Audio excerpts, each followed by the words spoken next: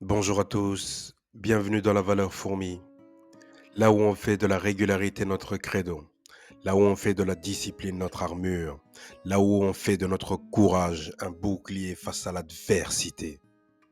Bienvenue à tous.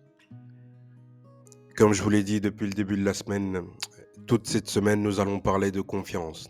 Nous allons parler des bienfaits de la confiance, de, du sentiment que l'on a, de toutes les sensations, de tous les événements, de toutes les histoires qui peuvent se manifester lorsque tu as confiance en toi. Mon cher, tu rates quelque chose si tu n'as pas confiance en toi. Aujourd'hui, je viens parce que j'aimerais vous raconter une anecdote concernant une situation que j'ai vécue hier. Hier, je suis, j'ai garé mon véhicule dans une rue et soudainement, en coupant le moteur, soudainement, je me rends compte que il y a un homme assez âgé de la cinquantaine qui sort de chez lui en me disant: vous ne pouvez pas vous garer ici, mais sur un ton ferme. Donc moi, tranquille, moi, je lui dis bonjour monsieur. Et il me répond toujours pas. Et donc je lui dis, bah d'abord, on ne se connaît pas, donc la moindre des choses, c'est de se dire bonjour. Et en plus, je n'aime pas le ton que vous utilisez avec moi. Je lui dis ça. Et il commence tout de suite, il s'est énervé. Et puis il me dit quoi? Il me dit, ouais, de toute façon, je te parle comme je veux, je dis ce que je veux, ta voiture, tu la dégages, et le reste, je m'en fous. Je dis, ben, monsieur, puisque vous le prenez de cette manière, votre demande, moi aussi, je m'en fous. Je vais faire ce que je vais faire. Je vais aller voir la personne que je vais aller voir. Et puis, quand j'en aurai terminé, je déplacerai mon véhicule. Et puis, je suis parti faire ce que j'avais dit que j'allais faire. Comme toujours, on dit, on fait. Et donc, ce monsieur, j'étais occupé à parler avec la personne que j'étais venu voir. Et ce monsieur, il commence à hurler, tout ça. Sa femme, elle est sortie. Ils commençaient tous à hurler. Même le fils est sorti. Ils étaient peut-être 7. Ils étaient tous là, en train de crier. Je me dis, ah. Et donc, la personne que j'étais venu voir, elle me dit, enfin, elle dit, donc, un des voisins sort. Il me dit, ah, qu'est-ce qui se passe, monsieur? Je dis, mais rien qui ne vous concerne. Bonne journée, monsieur. Et donc, je vais voir la personne que je vais voir et tout ça. Je discute avec elle. Et puis, le, le monsieur en question, il sort, il me dit, donc le monsieur, il continue, pardon, excusez-moi, le monsieur, il continue à hurler dans toute la rue, hein, donc les gens, ils s'arrêtent et tout. Et je me dis, mais qu'est-ce scandale? Et il commence à hurler, je dis, oh, il dit, ouais, t'as rien à foutre là, dégage ton véhicule, blablabla, blablabla. J'ai dit, très bien, j'en ai pas pour longtemps, hein, il suffit de patienter quelques instants, je termine et je vais déplacer le véhicule. Vous voyez comment imposer le respect avec de la douceur, avec de la fermeté et en toute simplicité, avec le sourire toujours, ça passe mieux. Et puis, qu'est-ce qui se passe? Donc le fils, il commence à se rapprocher de moi physiquement quand j'ai eu terminé et que je voulais déplacer le véhicule. Et donc, je lui dis, depuis tout à l'heure, je suis calme, mais là, il s'agit de rester sérieux. Garde tes distances. Garde tes distances. Bien. Comme je suis un pacifique, pas parce que je suis inoffensif, mais je suis pacifique et que je choisis la paix plutôt que la violence, j'ai pris un autre chemin. J'ai été dans mon véhicule. Et quand j'étais dans mon véhicule, il commençait à m'insulter. Je les regardais droit dans les yeux, je souriais.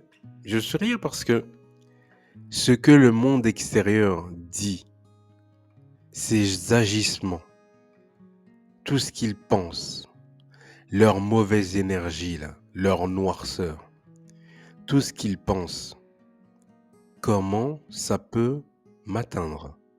Si je n'accepte pas ta mauvaise humeur, comment tu veux que ta mauvaise humeur ait de l'influence sur moi? C'est dommage pour toi, tu t'es levé du mauvais pied. Qu'est-ce que tu veux que ça me fasse à moi? Moi, je suis là, je suis dans mon énergie. Qu'est-ce que tu me veux? Tu hurles dans la rue, ça ne sert à rien. Et puis, voyant que ils n'ont aucun impact émotionnel. Et ils voyaient en moi un détachement tellement, oh, quel bonheur. J'étais en train de sourire. Moi, ça me faisait rire. Je me dis, mais attends, ils sont en train de s'énerver pour une place de parking et que l'interaction, donc la totalité de tout ce que je vous ai raconté là, ça n'a même pas duré plus de 5 minutes. Mais ils ont fait un scandale dans toute la rue pendant 5 minutes. Et je leur disais, avec le sourire, patientez un instant, je vais déplacer le véhicule. Et puis ils disaient, oui, mon beau-fils va arriver et tout. J'ai dit, mais madame, il n'est pas là, votre beau-fils. Je regarde dans la rue, il n'est pas là. Dès lors qu'il arrive, je déplacerai le véhicule si nécessaire. Mais avant qu'il arrive, et il est toujours pas arrivé avant que je parte, bien entendu, mais j'ai déplacé mon véhicule. Je suis parti. Les gens, ils sont impatients. Ils sont impatients, ils ont des désirs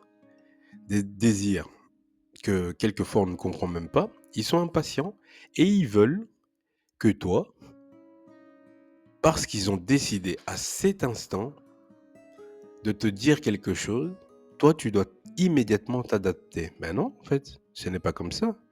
Je suis une personne à part entière, j'ai de la valeur. Moi, j'ai décidé une telle chose et en plus, j'aurais déplacé volontiers le véhicule s'il ne m'avait pas parlé de la sorte. C'est comme ça qu'on impose le respect. Je lui ai dit, mais monsieur, comment vous me parlez, ça ne me plaît pas. Donc, pour cette raison-là, le véhicule va rester là. Voilà.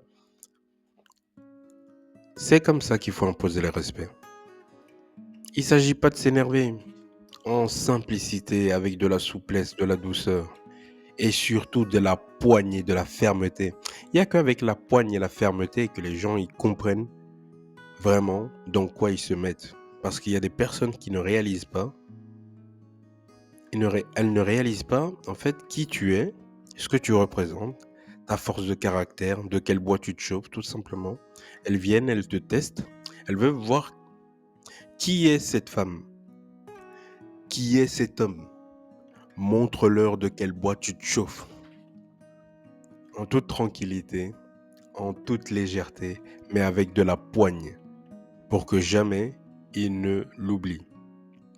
Jamais ils ne doivent oublier qu'ils ont eu affaire à quelqu'un qui a été féroce, quelqu'un qui a l'habitude de nager dans l'adversité. Vous voyez? Et en partant, tellement que j'étais amusé, j'ai ouvert mon... Et en plus, j'ai oublié de vous rappeler quelque chose. Le fils, le fils ou le beau-fils, peu importe.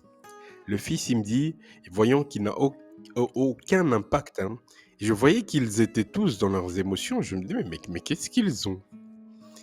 Il tremblait tellement il avait des émotions qui le submergeaient. Moi, j'étais calme, passible, tu vois. Paisible même, je dirais. Et donc, je constate quoi? À un moment donné, il me fait un doigt d'honneur. Je me mets à rire. Je me dis, mais un vrai gamin, celui-là, c'est pas possible.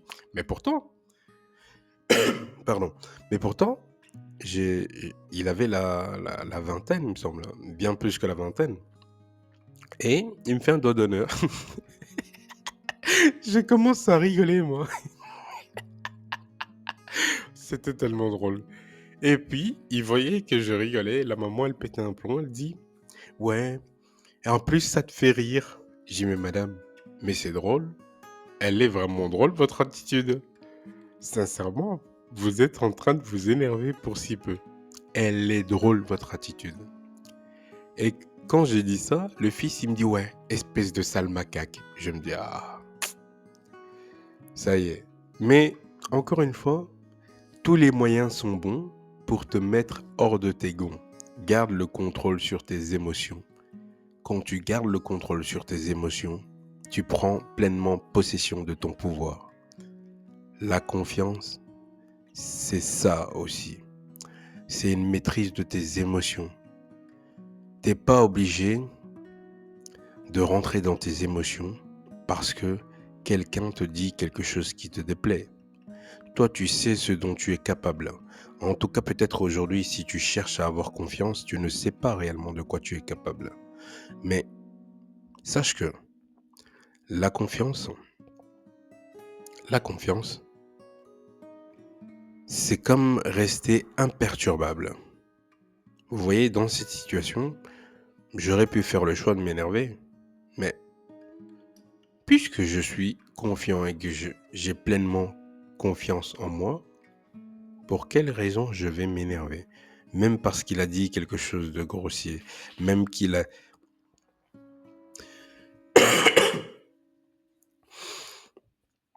Pardon.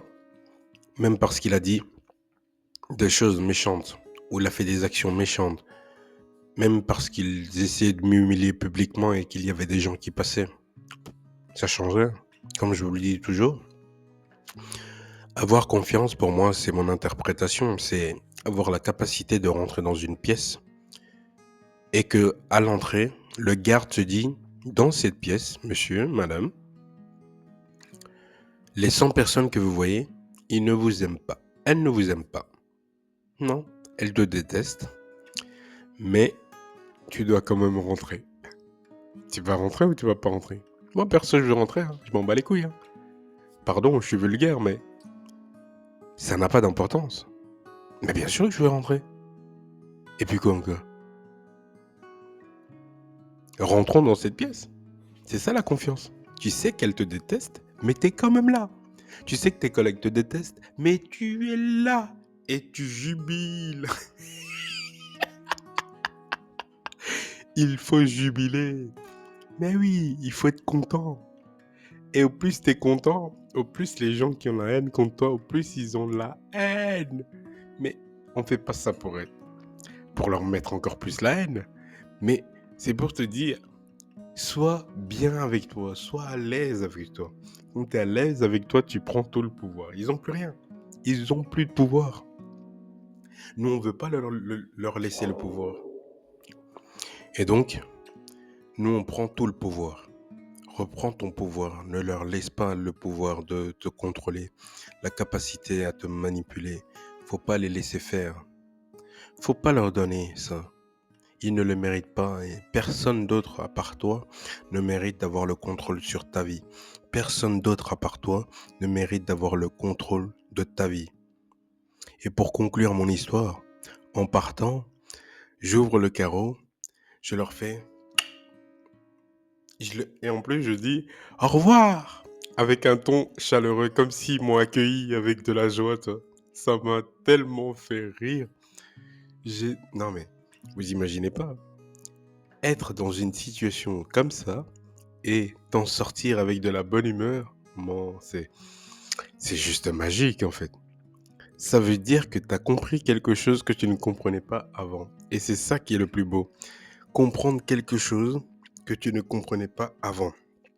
Avant, tu sais que tu n'avais pas confiance. Et aujourd'hui, tu sais que demain, tu auras confiance. C'est magnifique.